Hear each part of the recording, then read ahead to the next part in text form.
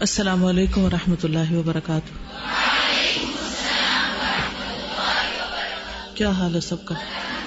الحمد للہ نحمده ونصلی علی رسولہ الکریم، اما بعد فاعوذ باللہ من الشیطان الرجیم، بسم اللہ الرحمن الرحیم. رب اشرح لی صدری ویسر لی امری واحلل عقدۃ من لسانی یفقہوا قولی. یقیناً وہ لوگ کامیاب ہو گئے جو اپنی نمازوں میں خشوع کرنے والے ہیں، اور وہ لوگ جو لغویات سے اعراض برتنے والے ہیں، اور وہ لوگ جو زکوٰۃ کو ادا کرنے والے ہیں، اور وہ لوگ جو اپنی شرمگاہوں کی حفاظت کرنے والے ہیں، مگر اپنی بیویوں سے یا اپنی کنیزوں سے اپنی جنسی خواہش پوری کرنے میں وہ ملامت زدہ نہیں. جس نے اس کے علاوہ چاہا تو وہی حد سے گزرنے والے ہیں. یعنی اس سے کیا پتہ چلتا ہے کہ وہی مومن کامیاب ہوگا جو زنا سے بچے گا، کیونکہ زنا اللہ سبحانہ وتعالیٰ کے نزدیک بہت ہی ناپسندیدہ چیز ہے. کسی انسان کے اندر جب ایمان جاگتا ہے تو پھر اس شخص کے اندر حرام کاموں سے شدید نفرت پیدا ہو جاتی ہے. جہاں تک زنا کا تعلق ہے تو یہ ایک کبیرہ گناہ ہے. اللہ تعالیٰ فرماتے ہیں وَلَا تَقْرَبُوا الزِّنَا، زنا کے قریب بھی نہ جاؤ. قریب جانے کا کیا معنی ہے؟ کوئی بتائے گا آپ میں سے؟ جی، قریب جانے کا مطلب کیا ہے؟ اللہ سبحانہ وتعالیٰ فرمانے زنا کے قریب بھی نہ جاؤ. ہر اس ذریعے سے، ہر اس کام سے، ہر اس چیز سے بچے کہ جو الٹیمیٹلی پھسلا کے انسان کو اس حرام کام تک پہنچا دے. مثلاً وہ کیا ہو سکتے ہیں؟ غیر محرم سے میل ملاقات، ناجائز دوستیاں، حرام چیزوں کو دیکھنا. کیونکہ آپ دیکھیے کہ کسی کے لیے دل میں کوئی چیز آ نہیں سکتی جب تک آپ کی نگاہ بچی رہتی. اگر آپ اپنی نگاہ کی حفاظت کریں گے تو لازمی طور پر آپ کی باقی تمام چیزوں کی حفاظت ہو جائے گی. اور مردوں کے ساتھ جب واسطہ پیش آئے تو اپنی نگاہوں کی حفاظت بھی کرنی چاہیے. یعنی اس وقت شیطان بیچ میں آ جاتا ہے، اور نگاہ جو ہے وہ شیطان کے تیروں میں سے ایک تیر ہے. اس کے ذریعے وہ انسان کو اپنا شکار بناتا ہے. تو اپنی نگاہ کی حفاظت کرنی چاہیے. جی ہاں، غیر محرم مردوں کے سامنے خود کو بنا سنوار کے پیش کرنا. مثلاً آپ اپنی نگاہ کی حفاظت کر رہے ہیں لیکن آپ خوب سج دھج کے پوری زیب و زینت کے ساتھ آپ مردوں کے سامنے آ رہی ہیں، خواہ وہ رشتہ دار نامحرم ہی کیوں نہیں. نتیجہ کیا ہوگا؟ ان کے اندر اکساہٹ پیدا ہوگی اور وہ آپ کا پیچھا کرے گی. اور آپ کیا سمجھیں گے؟ شیطان کیا دھوکہ دیتا ہے اس وقت جب کوئی مرد کسی عورت کا پیچھا کرتا ہے؟ یہ تم سے بہت محبت کرتا ہے، یہ تو تمہارے عشق میں مبتلا ہے، اس کا دل نہ توڑنا. نتیجہ کیا ہوتا ہے کہ انسان کے لیے اپنی عزت بچانا مشکل ہو جاتا ہے. تو اللہ تعالیٰ کیا فرماتے ہیں؟ اس کے قریب بھی نہ پھٹکو، کہیں پھسل نہ جاؤ. سازا انٹرنیٹ پہ بھی جیسے بہت زیادہ اوپن چیزیں اب ریویلنگ قسم کی آ گئی ہیں، تو ان سے بھی بچنا چاہیے. بیکاز انسان دیکھتے دیکھتے پھر بہت آگے لیول پہ چلا جاتا ہے اور پھر وہ خدا نہ خواستہ ایکشن میں بھی وہی چیزیں آ سکتی. بالکل. اپنی آواز میں تھوڑی اسٹرکٹنیس رکھو، اتنا فریلی ان سے بات نہ کرو کہ جس کے دل میں بیماری ہے وہ اپنے راستے سے پھسل جائے، پھر وہ تم سے تمہ رکھ بیٹھے. ہاں جی. تو لیڈیز کو بھی چاہیے کہ وہ ایک احتیاط سے بات کریں. جینٹس تو آتے ہی ہیں اس سائڈ پہ، تو ہمیں بھی چاہیے being a girl, being a woman, ہم اس چیز سے احتیاط کریں. جی ہاں، بازار صرف ضرورت کے وقت جانا چاہیے. جی استاذہ، یہ ورک پلیس کے اوپر آج کل جس طرح مرد عورتیں سب مل کے کام کرتے ہیں تو وہاں پر ایسا چانس ہوتا ہے لوگوں کو دیکھنے کا کہ وہ میرڈ عورتوں اور میرڈ مردوں میں دوستی ہو جاتی ہے اس طرح. تو یعنی شادی شدہ عورتوں اور مردوں میں بھی ایسی دوستیاں ہو جاتی ہیں جو بالآخر ان کو حرام تک پہنچا دیتی. حدیث میں آتا ہے، حضرت ابو ہریرہ سے روایت ہے کہ رسول اللہ صلی اللہ علیہ وسلم نے فرمایا زانی جب زنا کرتا ہے تو وہ مومن نہیں رہتا، ایمان رخصت ہو جاتا ہے. چور جب چوری کرتا ہے تو مومن نہیں رہتا. شرابی جب شراب پیتا ہے تو مومن نہیں رہتا. اور یہ صحیح مسلم کی روایت ہے. اور جس کا ایمان ہی رخصت ہو جائے تو پھر کیا باقی رہا اس کے پاس؟ کیا انسان کو اپنی موت کا وقت پتا ہے کہ کب موت آ جائے اور کس حال میں پھر آئے؟ اور پھر آپ دیکھیے کہ اگر کوئی شخص ایسا برا کام کرتا ہے تو اس کی زندگی میں اتنا وقت ایمان سے خالی، ایمان سے خالی، ایمان سے خالی. کل اللہ سبحانہ وتعالیٰ کو کس منہ سے جواب دے گا؟ کیسے راضی کرے گا؟ کس چیز سے راضی کرے گا؟ تو اس سے کیا پتہ چلتا ہے؟ اس سے آپ کو کیا بات سمجھ میں آتی کہ ایمان کا تقاضا کیا ہے؟ ایمان ہمارے اندر کیا چیز پیدا کرتا ہے؟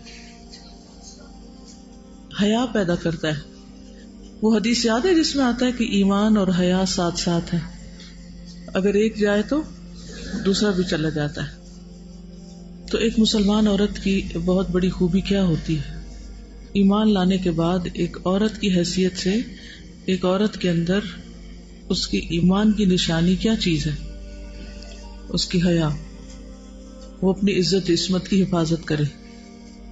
تھوڑی دیر کے لیے سوچیں کہ اپنے سامنے ایک منظر لائیں کہ ایک لڑکی بالکل ایک غیر محرم سے، جو اس کا کوئی رشتہ دار نہیں، کچھ بھی نہیں، اس کے ساتھ باتیں کر رہی ہے اور بہت ہنس ہنس کے کر رہی ہے اور بہت اس کے ساتھ جوکس کر رہی ہے، یا تو آپ کو دیکھ کے کیسا لگتا ہے؟ صرف دیکھ کے، یعنی وہ مرد اس کو کچھ نہیں لگتا، نہ باپ ہے، نہ بھائی ہے، نہ بیٹا ہے، اور وہ اس سے بات کر رہی ہے. مثلا کوئی دکاندار ہے یا کوئی ٹیچر ہے یا کوئی اور ہے، کوئی بھی ہے جو اس کے لیے نان محرم ہے، کیونکہ ضرورت تو پڑتی ہے نا کہیں نہ کہیں بات کرنے کی. اور اگر اس نے حجاب بھی لیا ہو، نقاب بھی کیا ہو، اور ساتھ ہنس رہی ہو، اور ساتھ ہنستے ہنستے ہاتھ بھی زور زور سے ہلا رہی ہو، اور کبھی کسی طرح ایکشن کری، کبھی کسی طرح، تو وہ دیکھ کے سین آپ کو کیسا لگے گا؟ اس کی رسپیکٹ ختم ہو جائے گی نا. تو جو چیز دوسروں کے اندر دیکھتے ہوئے معیوب لگتی ہے، عیب والی لگتی ہے، بری لگتی ہے، دل کو اچھی نہیں لگتی، کیونکہ حیا جو ہے وہ فطرت میں رکھ دیا گیا نا، کہ انسان خود ہی اس چیز کی تمیز کر سکتا ہے کہ یہ ٹھیک نہیں. انسان کے اندر اس کا ضمیر اس کو بتاتا ہے کہ یہ حرکت ٹھیک نہیں. اسی طرح اگر کوئی لڑکی کسی غیر مرد کو عجیب و غریب نظروں سے دیکھ رہی ہے تو کیسا لگے گا؟ تو آپ دیکھیے کہ اللہ سبحانہ وتعالیٰ جو ہر وقت ہمیں دیکھتا ہے، وَمَا اللَّهُ بِغَافِلٍ عَمَّا تَعْمَلُونَ، اللہ تعالیٰ اس سے غافل نہیں جو بھی تم عمل کرتے ہو. تو کیا جب کوئی لڑکی ایسی حرکت کرتی ہے تو اللہ تعالیٰ اس سے غافل ہوتا ہے؟ اس کو دیکھ نہیں رہا ہوتا کہ وہ کیا کر رہی ہے؟ دیکھ رہا ہوتا ہے نا. تو اللہ سبحانہ وتعالیٰ کی نظروں کی فکر کرنی چاہیے کہ وہ ہمیں کس نگاہ سے دیکھ رہا ہے. اسی طرح حیا جو ہے اس کا تعلق دل سے بھی ہے نا.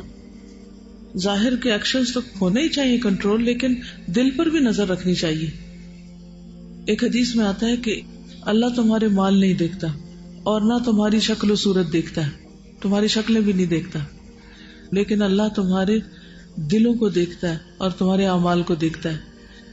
تو اب آپ خود سوچئے کہ دل ایسی جگہ ہے جہاں اللہ سبحانہ وتعالیٰ خاص طور پہ دیکھ رہا ہے. تو پھر ہمیں اپنے دلوں کی کتنی حفاظت کرنی چاہیے، ان کو صاف ستھرا رکھنا چاہیے یا نہیں؟ بتائیے نا. مثلاً آپ کا چہرہ اگر کسی نے دیکھنا ہو اور اس نے آپ کو پسند یا ناپسند کرنا ہو، تو آپ اپنے چہرے کے بارے میں کیا کریں گے؟ فکر مند ہوں گے؟ کیا کریں گے اس کے لیے؟ اس کو صاف ستھرا کریں گے، اس کو چمکائیں گے، اس کو خوبصورت بنائیں گے. کیوں؟ کیونکہ کسی نے دیکھنا ہے. اور اگر میرا چہرہ خوبصورت نہیں ہوگا تو شاید میں پسند نہ کی جاؤں. یہ خیال ہر لڑکی کو ہے کہ نہیں؟ ہر لڑکی کا. کیا اسے کوئی سکھاتا ہے؟ وہ کہاں سے خیال آتا ہے؟ اندر سے ہی آتا ہے نا. تو اب آپ اسی چیز کو ذہن میں رکھ کے سوچئے کہ آپ کے دل کو اللہ تعالیٰ نے دیکھنا ہے، اللہ تعالیٰ دیکھ رہا ہے، اور اس بنا پر اللہ تعالیٰ یہ آپ کو ایکسپٹ کر لے گا، یہ ریجیکٹ کر لے گا. پھر کتنی فکر ہونی چاہیے اس دل کی کہ اس کے اندر کیا ہے، کس کس قسم کے خیالات ہیں، اور کیا وہ اللہ تعالیٰ کو پسند ہیں. لیکن ہم میں سے اکثر لوگ اس بات سے غافل ہوتے ہیں. لیکن ہماری غفلت کی وجہ سے اللہ تعالیٰ ہم سے غافل نہیں ہوتا، وہ ہمارے دل دیکھتا رہتا ہے. اب یہاں کیا ہے، ان کے اندر کیا ہے؟ تو کیا اللہ تعالیٰ کی خاطر اپنے دلوں کو صاف نہیں کریں گے، انہیں خوبصورت نہیں بنائیں گے، انہیں چمکائیں گے نہیں کہ یہ تو اللہ نے دیکھنا ہے؟ تو جب دل کے اندر ایمان آ جاتا ہے، دل کے اندر تقویٰ آتا ہے، تو پھر دل صاف ہونے لگتے ہیں، اور حیا پھر دل سے ہی اٹھتی ہے. اور جب حیا ہوتی تو ایمان ہوتا ہے، اور جب حیا نہیں ہوتی تو پھر کیا ہوتا ہے؟ ایمان بھی نہیں ہوتا. طبرانی کی ایک صحیح روایت ہے، ابو العاص ثقفی نبی صلی اللہ علیہ وسلم سے روایت کرتے ہیں، آپ نے فرمایا روزانہ آدھی رات کے وقت آسمان کے دروازے کھول دیے جاتے ہیں اور ایک پکارنے والا فرشتہ پکارتا ہے کوئی دعا کرنے والا جس کی دعا قبول کی جائے، کوئی سوال کرنے والا جس کا سوال پورا کیا جائے، کوئی مصیبت زدہ جو دعا کرے اور اس کی مصیبت دور کر دی جائے. یعنی آدھی رات کے بعد دعائیں قبول ہونے لگ جاتی ہیں. اللہ عز و جل ہر دعا کرنے والے مسلمان کی دعا قبول فرماتا ہے سوائے زانیہ کے جو اپنی شرمگاہ کے ذریعے غیر مرد کو سیراب کرتی. زانیہ عورت جو مرد کا دل بہلاتی ہے زنا کے ذریعے، اس کی دعا نہیں قبول ہوتی. پھر زنا کرنے والے لوگ خود اپنے آپ کو اللہ کے عذاب کا مستحق بنا لیتے ہیں. عبداللہ بن عباس کہتے ہیں رسول اللہ صلی اللہ علیہ وسلم نے فرمایا جب کسی بستی میں زنا اور سود عام ہو جائے تو گویا اس بستی کے لوگوں نے اپنے آپ کو اللہ کے عذاب کا مستحق بنا لیا کہ ان پر کسی بھی طرح کا عذاب آ جائے. پھر اسی طرح زانی کو دنیا میں بھی اللہ کی طرف سے سزا مل کے رہتی ہے. یعنی ایک ایسا جرم ہے کہ جس کی سزا دنیا میں بھی ملتی ہے. حضرت انس کہتے ہیں رسول اللہ صلی اللہ علیہ وسلم نے فرمایا 2 گناہ ایسے ہیں جن کی سزا میں جلدی کی جاتی ہے اور دنیا ہی میں دے دی جاتی ہے. نمبر 1 زنا اور نمبر 2 والدین کی نافرمانی، ماں باپ کی بات نہ ماننا. اور آپ دیکھیے کہ جو شخص ایسی بیماریوں میں مبتلا ہو جاتا ہے، یعنی زنا جیسی بیماری میں مبتلا ہو جاتا ہے، تو پھر اس کو ایمان کیسے رخصت ہوتا ہے؟ اس گناہ کو چھپانے کے لیے جھوٹ پر جھوٹ بولتا چلا جاتا ہے. ایک نہیں کئی ایک جھوٹ بولتا ہے. اور جب کوئی انسان جھوٹ بولتا ہے تو اس کے منہ کی بدبو سے فرشتہ کئی میل دور اس سے چلا جاتا ہے. اس سے اللہ سبحانہ وتعالیٰ کی پروٹیکشن ہٹ جاتی ہے اور وہ شخص ذلیل ہو کر رہتا ہے. دنیا میں بھی انسان پر طرح طرح کی بیماریاں اور طرح طرح کے مصیبتیں نازل ہوتی. پھر بڑھاپے کی عمر میں زنا کرنا اللہ کے غضب اور غصے کو بھڑکاتا ہے. اللہ تعالیٰ قیامت کے دن 3 لوگوں سے بات نہیں کریں گے غصے کی وجہ سے، اور نہ جنت میں داخل ہونے کے لیے پاک کریں گے. ابو معاویہ حدیث کے راوی نے کہا اور نہ ہی اللہ سبحانہ وتعالیٰ ان کی طرف نظر کرم فرمائیں گے اور ان کے لیے دردناک عذاب ہے. نمبر 1 بوڑھا زانی، دوسرا جھوٹا حکمران، اور تیسرے متکبر فقیر. پھر اسی طرح جس بستی میں زنا عام ہو جائے وہاں موتیں بہت ہونے لگتی، موت کی کثرت ہو جاتی، قتل کی کثرت ہو جاتی. پھر اسی طرح کسی بھی غیر حاضر شخص کی بیوی سے زنا کرنے والے شخص پر اللہ تعالیٰ قیامت کے روز ایک سانپ مسلط کر دیں گے. یعنی کسی عورت کا شوہر کہیں گیا ہوا ہے اور ظاہر ہے کہ ہسبینڈ کا یہ کام ہے کہ بیوی کو پروٹیکٹ کرے اور وہ اکیلی ہے، تو اس کو اکیلا پا کر کسی نے اس کے ساتھ اگر برائی کی تو ایسا شخص قیامت کے دن اس انجام سے دوچار ہوگا. عبداللہ بن عمرو کہتے ہیں رسول اللہ صلی اللہ علیہ وسلم نے فرمایا جو شخص کسی غیر حاضر آدمی کی بیوی کے بستر پر آ کر بیٹھتا ہے اس کا انجام اس شخص جیسا ہے جسے قیامت کے روز زہریلے سانپوں میں سے ایک سانپ ڈسے گا. پھر ہمسائے کی بیوی سے زنا کرنے کا عذاب یا اس کی سزا کسی بھی دوسری عورت کے ساتھ زنا کرنے سے 10 گنا زیادہ ہے، کیونکہ ہمسایوں کا حق ہمسائیگی بھی پامال کیا گیا. حضرت مقداد بن اسرت کہتے ہیں رسول اللہ صلی اللہ علیہ وسلم نے اپنے صحابہ سے دریافت فرمایا زنا کے بارے میں تمہارا کیا خیال ہے؟ صحابہ نے عرض کی زنا کو اللہ اور اس کے رسول نے حرام قرار دیا ہے، لہذا وہ قیامت تک حرام ہے. پھر آپ صلی اللہ علیہ وسلم نے صحابہ کرام سے فرمایا ایک آدمی اگر 10 عورتوں سے زنا کرے تو یہ گناہ اس سے کم ہے کہ آدمی اپنے ہمسائے کی بیوی سے زنا کرے. ہمسائے کی بیوی سے زنا ایک تو حق ہمسائیگی پامال ہوتا ہے، اس کے علاوہ کیا وجہ ہے کہ اس کو کیوں زیادہ برا کہا گیا؟ اعتماد کا رشتہ ہوتا ہے اور ساتھ ساتھ گھر ہوتے ہیں نا، تو سارے راز معلوم ہوتے ہیں کس دن کون اکیلا ہے، کون گھر میں ہے نہیں ہے. پھر اسی طرح تانک جھانک کے مواقع بھی ہوتے ہیں اور کئی طرح کی خرابیاں اس میں آ جاتی. کسی بھی وقت پیس آف مائنڈ نہیں رہتا، انسان ایک خوف کا شکار رہتا ہے. کیا آپ کو پتا ہے کہ آخرت میں ایسے شخص کا انجام کیا ہے؟ کسی کو معلوم ہے؟ جو دنیا میں زنا کرتا ہے قیامت کے دن اس کا انجام کیا ہے؟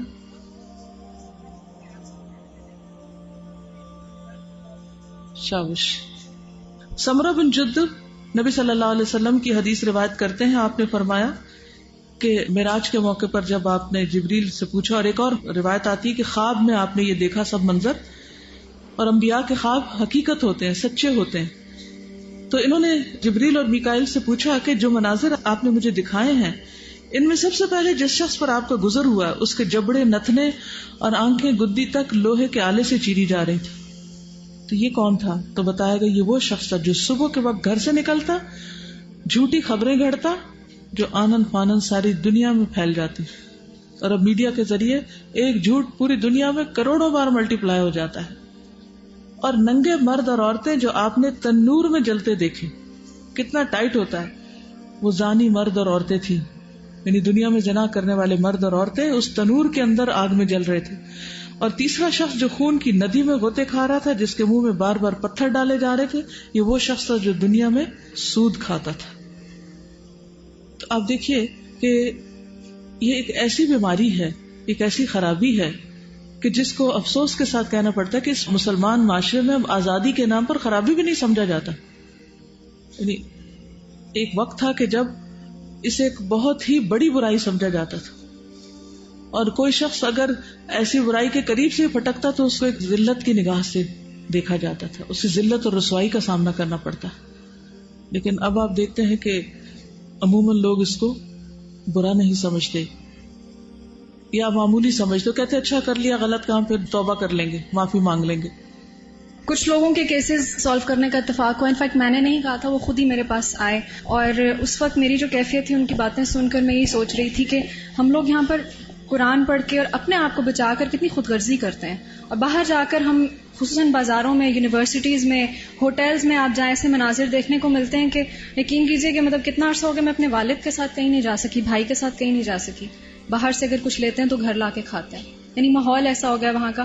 تو میں یہ سوچ رہی تھی کہ ہم لوگ کتنا معمولی لیتے ہیں ان چیزوں کو کہ ہم ان تک نہیں پہنچاتے. وبال زنا کا، اور پھر زنا کے لیے پہلے تو یہ لازمی ہوتا تھا نا کہ پیئر ہو. اب مطلب استغفر اللہ، اللہ معاف کرے کہ اب میں آپ کو کیا بتاؤں کہ سیلف سیٹسفیکشن کے ایسے ایسے طریقے لوگ اس کو بتا رہے ہوتے ہیں. دل خون کے آنسو ہوتا ہے کہ ہمارا معاشرہ کہاں جا رہا ہے. کچھ ٹیکسٹ میسیجز ان لوگوں نے مجھے دکھائے کہ یہ شادی شدہ عورتوں کی طرف سے ہمیں آئے ہیں. They are paying us 50K per week to satisfy them. اور یہ کچھ مرد تھے جو میرے سامنے رو رہے تھے اپنی باتیں بتا کر کہ ہم توبہ کرتے ہیں کہ ہماری توبہ قبول ہوگی. آئی واز ٹوٹلی سائلنٹ، میں کچھ نہیں کہہ سکی ان کو. میں نے کہا میں آپ کے لیے دعا کرتی ہوں اور آپ اپنے لیے بھی دعا کریں، میں کچھ نہیں کہہ سکتی، لیکن مزید اب آگے لوگوں کو وبال سے بچانے کے لیے بتائیں کہ زنا کتنا برا کام ہے. اور چھوٹی چھوٹی بچیاں استاذہ، ان کے ذہنوں میں یہ ہے کہ شادیاں ہو جائیں گی آگے تو ہماری، تو let's cash this ability till that time. گاڑیاں آتی تھیں ہماری نظروں کے سامنے، وی ان دی یونیورسٹی. میں نہیں کچھ کہتی، میں الزام نہیں لگاتی، لیکن پتہ چل جاتا ہے. دے وڈ کم بیک، اور ایسا لگتا تھا لائک پتہ نہیں کیا ان کو جھنجھوڑا ہوا ہے، ان کو کیا کر کے ان کو واپس بھیجا. اور جب ہم بات کرتے تھے ان سے تو وہ، کل بھی میں نے اپنی حدیث کی کلاس میں بات ڈسکس کی تھی کہ اتنے باریک لباس اور اتنی بے حیائی ہو چکی تھی کہ آخر ہمیں کیمپین سٹارٹ کرنی پڑی یونیورسٹی میں. تو ڈین نے خود ہمیں بلا کے کہا کہ آپ لوگ ایسا نہیں کریں گے، آپ لوگ اب لوگوں کو یہ نہیں بتائیں گے کہ لباس کس قسم کا پہننا ہے، آپ ان کو فریڈم دیجیے. دس از اے پرائیویٹ میٹر. اس کو پرائیویٹ میٹر کہہ کر چیپٹر کلوز کر دیا گیا. اور اب کوئی زنا کرتا ہے کرے. پہلے تھا بزرگوں کا لحاظ کیا جاتا تھا کسی جگہ پہ بیٹھے ہوئے پارکوں میں، استغفر اللہ، پارکس میں سامنے ہی بزرگ حضرات ہیں اور سامنے ہی سب کچھ ان کے ہو رہا ہے. تو اس کا مطلب ہے کہ تعلیم اور تربیت کی کمی ہے. یہاں پر جتنے بھی لوگ ہیں اس چیز کو اپنی ذمہ داری سمجھیں کہ آج یہ جو چیزیں آپ نے پڑھی ہیں ان کو جا کر بازاروں میں، خصوصاً جو لڑکیاں ہیں یونیورسٹیز میں، انسٹیٹیوٹ میں جیسے آگے جانے لگی ہیں، تو اپنی فرینڈز میں ان چیزوں کو ڈسکس کریں، شعور بیدار کریں. جزاک اللہ. کیونکہ جس معاشرے میں یہ برائیاں ہو رہی ہوں اور آپ اسی معاشرے کا حصہ ہوں اور آپ ان کو روکے نہیں تو خدا نہ خواستہ اس پر کوئی عذاب آتا ہے تو اس میں سبھی شامل ہو جائیں گے، پھر بچے کا کون؟ پھر اسی طرح جہاد کے لیے گھر سے غیر موجود مجاہد کی بیوی سے زنا کرنے والے زانی کے تمام نیک اعمال قیامت کے روز مجاہد کو دے دیے جائیں گے. حضرت بریدہ کہتے ہیں کہ رسول اللہ صلی اللہ علیہ وسلم نے فرمایا، مجاہدین کی عورتوں کی حرمت جہاد سے پیچھے رہنے والوں کے لیے ایسی ہے جیسے ان کی ماؤں کی حرمت. اور جو شخص جہاد سے پیچھے رہ کر مجاہدین کے اہل و عیال کی خبر گیری کرے اور پھر اس میں خیانت کرے تو وہ قیامت کے روز اللہ کے حضور کھڑا کیا جائے گا اور مجاہد اس کے اعمال میں سے جو چاہے گا لے لے گا. بس تمہارا کیا خیال ہے، یعنی خائن کے نامہ اعمال میں کیا باقی رہے گا؟ یعنی ایک شخص اگر دین کے کام کے لیے گھر سے نکلا ہوا اور پیچھے اسی کے گھر میں خیانت کر دی جائے تو یہ کس قدر بڑا جرم ہے. قرآن مجید میں غیر شادی شدہ زانی کے لیے دنیا میں سزا جو ہے وہ سزا 100 کوڑے رکھے ہیں. غیر شادی شدہ زانی کی دنیا میں سزا 100 کوڑے. الزانیۃ والزانی فاجلدوا كل واحد منهما 100 جلدہ ولا تأخذكم بهما رأفۃ فی دین اللہ ان کنتم تؤمنون باللہ والیوم الآخر وليشهد عذابهما طائفۃ من المؤمنین. زانی مرد اور زانی عورت دونوں کو 100 کوڑے مارو، اور اگر تم اللہ اور آخرت کے دن پر ایمان رکھتے ہو تو تمہیں اللہ کے دین کے معاملے میں ان دونوں پر ترس نہیں کھانا چاہیے، ترس نہیں کھانا چاہیے. اور ان دونوں کو سزا دیتے وقت مومنوں کی ایک جماعت کو موجود رہنا چاہیے. اور شادی شدہ زانی کی سزا دنیا میں اس کو سنسار کرنا ہے، اور آخرت کی سزا تو آپ سن ہی چکے ہیں. لیکن حقیقت یہ ہے کہ ہمیں دنیا اور آخرت دونوں میں رسوائی سے بچنے کے لیے اور اللہ سبحانہ وتعالیٰ کی ناراضگی اور عذاب سے بچنے کے لیے ان برائیوں کو برا سمجھنا ہوگا، ان سے بچنا ہوگا، اور لوگوں کو اس سے آگاہ کرنا ہوگا اور بچانا ہوگا. سبحان اللہ والحمد للہ ولا الہ الا اللہ واللہ اکبر ولا حول ولا قوة الا باللہ العلی العظیم. اللہم صل علی محمد وعلی آل محمد کما صلیت علی ابراہیم وعلی آل ابراہیم انک حمید مجید. اللہم بارک علی محمد وعلی آل محمد کما بارکت علی ابراہیم وعلی آل ابراہیم انک حمید مجید. ربنا آتنا فی الدنیا حسنة وفی الآخرة حسنة وقنا عذاب النار. ربنا لا تزغ قلوبنا بعد إذ هديتنا وهب لنا من لدنك رحمة إنك أنت الوهاب. ربنا هب لنا من أزواجنا وذرياتنا قرة أعين واجعلنا للمتقين إماما. یا حی یا قیوم برحمتک نستغیث. یا رب العالمین تو ہم سب پر اپنی رحمت نازل فرما. اللہ جو علم تو نے ہمیں عطا کیا ہے ہمیں اس پر عمل کرنے والا بنا. یا اللہ تو ہمارے عمل کا حصہ بنانے کے بعد ہمیں اسے دوسروں تک پہنچانے کی بھی توفیق عطا فرما. یا رب العالمین ہمیں اپنی ناراضگی سے بچانا اور ہماری زندگی کو ضائع ہونے سے بچا دے. یا رب العالمین تو ہم سب پر، ہمارے والدین پر اپنی رحمت فرما، ہمارے بچوں کو ہدایت عطا فرما. یا اللہ جو بھی بھٹکے ہوئے ہیں اللہ ان کو سیدھی راہ دکھا. یا اللہ تو دنیا اور آخرت کی رسوائی سے بچا اور دنیا اور آخرت کے عذاب سے محفوظ رکھ. یا رب العالمین تو ہمارے ظاہر اور باطن کو ایک کر دے اور ہماری منافقتوں کو دور کر دے. یا رب العالمین تو ہر طرح کا چھوٹا بڑا اعتقادی اور عملی نفاق، ہر طرح کے نفاق سے دور کر دے. یا اللہ منافق کی سزا تو نے جو بتائی ہے کہ جہنم کے سب سے نچلے گڑھے میں ہوں گے، یا رب العالمین تو اس عذاب سے بچا لینا اور ہمیں اپنی رحمت سے ڈھانپ لینا. اللہ تو ہماری اصلاح کر دے. یا رب العالمین تو ہمارے دلوں کو ہدایت دے دے. یا اللہ جو بھی اس محفل میں بیٹھے ہیں اور جو آج تشریف لائے ہیں ان سب کے دلوں میں جو دعائیں ہیں، نیک تمنائیں ہیں، ان کو پورا فرما اور ہمیں اپنے صالح اور پسندیدہ بندوں میں شامل کر لے. یا رب العالمین ہمیں قبر کے عذاب سے بچا، اللہ جہنم کے عذاب سے بچا، آگ کے عذاب سے بچا، جنت الفردوس میں جگہ عطا فرما، ہمیں اپنا دیدار نصیب فرما. ہم سب کو صحت اور عافیت کے ساتھ دنیا میں بھرپور طور پر اپنی عبادت کی توفیق عطا فرما. اللہم وفقنا لما تحب وترضى. یا اللہ جن بچیوں کی شادی نہیں ہوئی انہیں نیک رشتے عطا فرما اور ان سب کی عزت و عصمت کو محفوظ رکھ، اور جن کی شادیاں ہوگی ان کے گھروں میں اتفاق اور اتحاد پیدا فرما. اللہ ہماری بھٹکی ہوئی نسلوں کو ہدایت عطا فرما. ربنا تقبل منا انك انت السميع العليم وتب علينا انك انت التواب الرحيم. وصلى الله تعالى على خير خلقه محمد وعلى آله واصحابه واهل بيته اجمعين برحمتك يا ارحم الراحمين. الہی آمین. سبحانك اللهم وبحمدك اشهد ان لا اله الا انت استغفرك واتوب اليك. السلام علیکم ورحمۃ اللہ وبرکاتہ.